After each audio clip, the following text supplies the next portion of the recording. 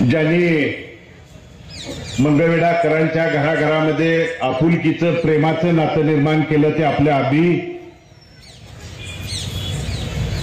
मंगळवेढा नगर परिषदेच्या निवडणुकीच्या निमित्तानं तीर्थक्षेत्र विकास आघाडीचे उपस्थित सर्व सन्माननीय उमेदवार मंचावर उपस्थित या मंगळवेढच्या माजी नगराध्यक्ष आदरणीय अरुणाताई माळी उपस्थित या तीर्थक्षेत्र विकास आघाडीला आशीर्वाद सहकार्य पाठिंबा देण्यासाठी आलेले वडीलधारी विविध संस्थांचे पदाधिकारी मोठ्या संख्येने उपस्थित असणाऱ्या माता भगिनी पत्रकार बंधू आणि तरुण सहकारी मित्रांनो, नगरपालिकेच्या निवडणुकीच्या निमित्तानं गेल्या अनेक दिवसाच्या घडामोडी आपण जवळून बघितल्यात, अनुभवल्यात. आपली तीर्थक्षेत्र विकास आघाडी पंढरपूरलाही आणि मंगळवेढ्यालाही नगरपालिकेची निवडणूक लढवतीये. ब्रह्मांड नायक पांडुरंगाची पंढरपूर नगरी आणि आपली संतांची नगरी म्हणून जे मंगळवेढा नगरीला ओळखलं जातं, या देवभूमी आणि संतभूमीची या दोन नगरीमध्ये तीर्थक्षेत्राच्या विकासाच्या नावाखाली आपली तीर्थक्षेत्र विकास आघाडी ही उद्याच्या सर्वांगीण विकास असेल, विकासाचं व्हिजन घेऊन त्या ठिकाणी निवडणुकीला सामोरं जाते. आणि हे व्हिजन घेऊन जात असताना अगोदरच्या अनेक मान्यवरांनी बोलताना सांगितलं की राज्यातलं सरकार आणि सरकारची त्या ठिकाणी चाललेली हुकुमशाही प्रवृत्ती आज 40-50 वर्षाचा या मंगळवेढ्यातला जर इतिहास बघितला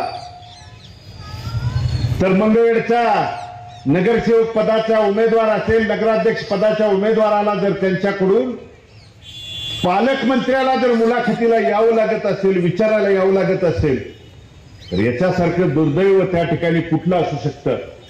आणि मग या स्थानिक स्वराज्य संस्थेच्या निवडणुकीमध्ये देखील तुम्ही सरकार म्हणून दबावशाही झुंडशाही पद्धतीचं जर वागणूक करत असाल आणि तुम्ही बघितलं असेल त्यांच्याकडे विकासाचा काम केलेल्याचा कोणताही मुद्दा त्यांच्याकडे सांगण्यासाठी नाही. आणि ज्यावेळी मुद्दा विकासाची कामं सांगायला नसल्यानंतर आपल्याला समाज जातीपातीच्या मध्ये अडकवायचं आणि आपल्यामध्ये मनभेद निर्माण करून त्या ठिकाणी वेगळ्या दिशाभूलीला प्रवृत्त करायचं.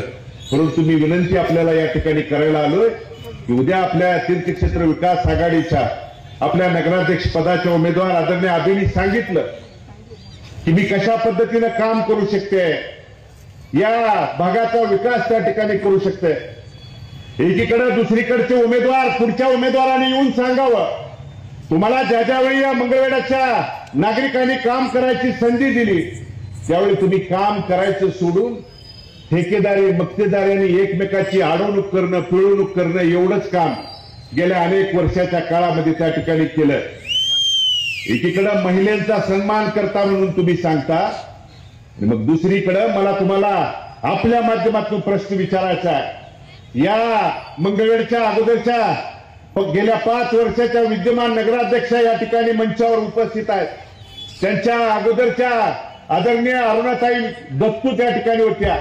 अरुणाताई दत्तूंना या मंगळवेढकरांनी काम करायची संधी दिली होती. अरुणाताई माळींना त्या ठिकाणी जनतेतनं 5 वर्ष काम करायची, सेवा करण्याची संधी दिल्यानंतर देखील कुणी त्यांच्यावरती अविश्वास आणून त्यांना अडचणीत आणून वेळोवेळी त्या ठिकाणी अडचणी कशा निर्माण होत आहेत, त्यांना कुठली संकट त्या ठिकाणी निर्माण होत आहेत, कुठलं काम विकासात्मक काम करायला गेल्यानंतर अडवणूक करायची, थांबवायचं, त्या ठिकाणी ठेकेदारीच्या आणि मक्तेदारीच्या टक्केवारीच्या माध्यमातून त्यांना त्या ठिकाणी अडवणूक करायचं काम आणि पाप कुणी केलं हे मंगळवेढकर बंधूंनो चांगलं त्या ठिकाणी ओळखून आहेत.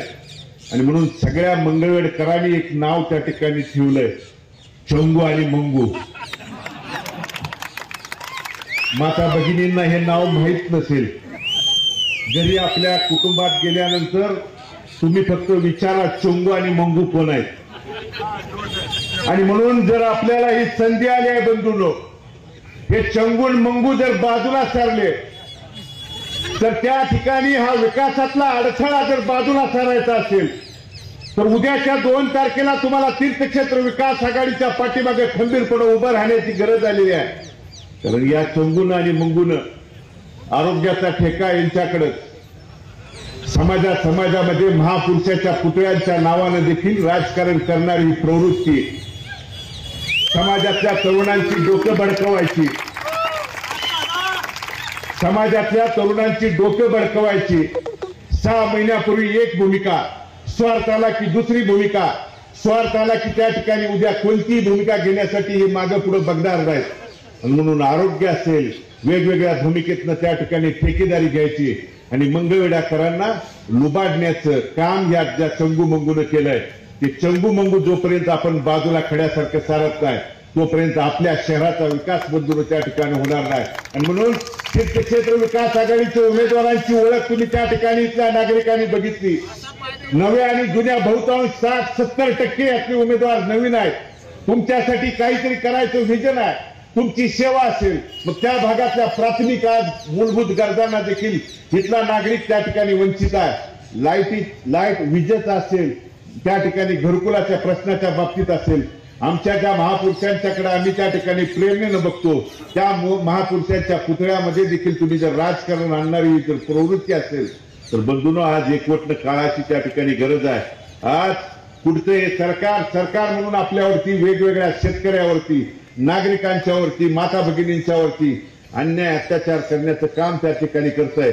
आणि त्याला आपण उद्याच्या 2 तारखेला मतदान रूपी आशीर्वादातून त्या ठिकाणी या प्रवृत्तीला आपण थांबवण्याची या ठिकाणी गरज आहे.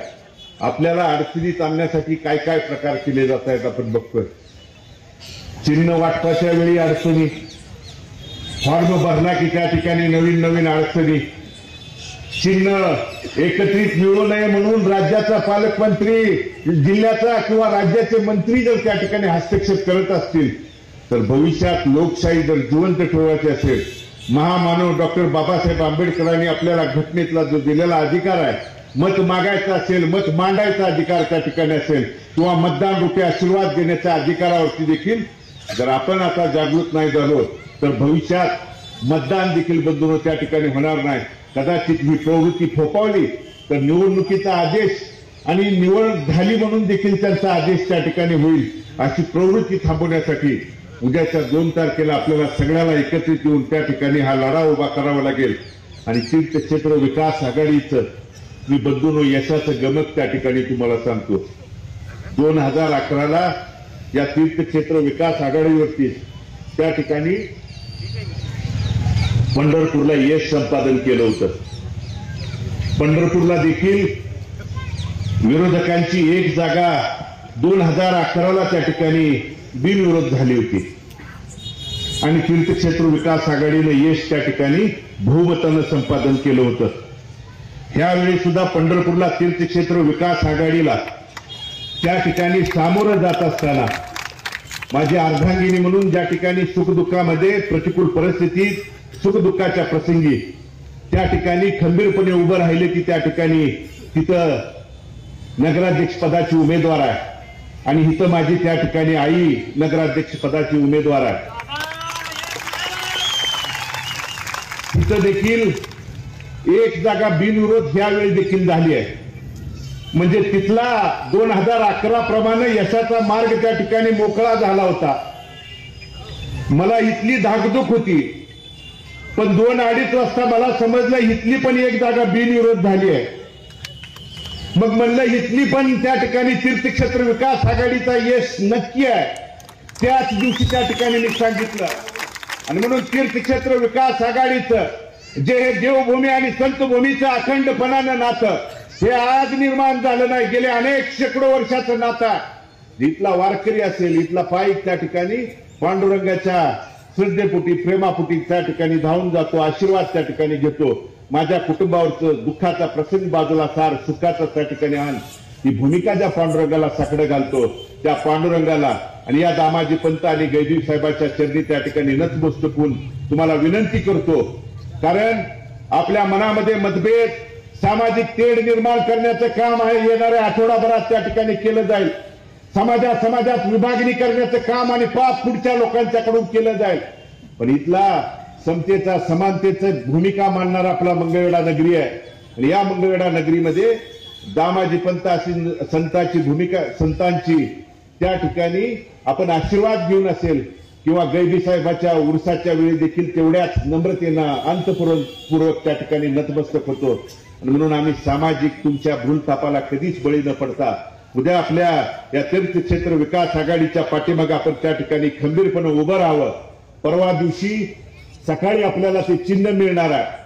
पण तुम्ही किती जरी अडथळे आणले, किती जरी संकट आमच्या पुढे त्या ठिकाणी उपस्थित केली, किती जरी तुम्ही लोकशाही मार्गाला अडथळे आणण्याचं काम केलं, तर इथली तमाम मायबाप जनता येणाऱ्या काळात या तीर्थक्षेत्र विकास आघाडीच्या पाठीमागे खंबीरपणे उभं राहून ही चुकीची माणसं प्रवृत्ती, आणि पुन्हा एकदा सांगतो, चंगू मंगू जर त्या कायमस्वरूपी हकलायचं असेल तर एकत्रितपणे येऊन आपण त्या ठिकाणी आशीर्वाद द्यावा.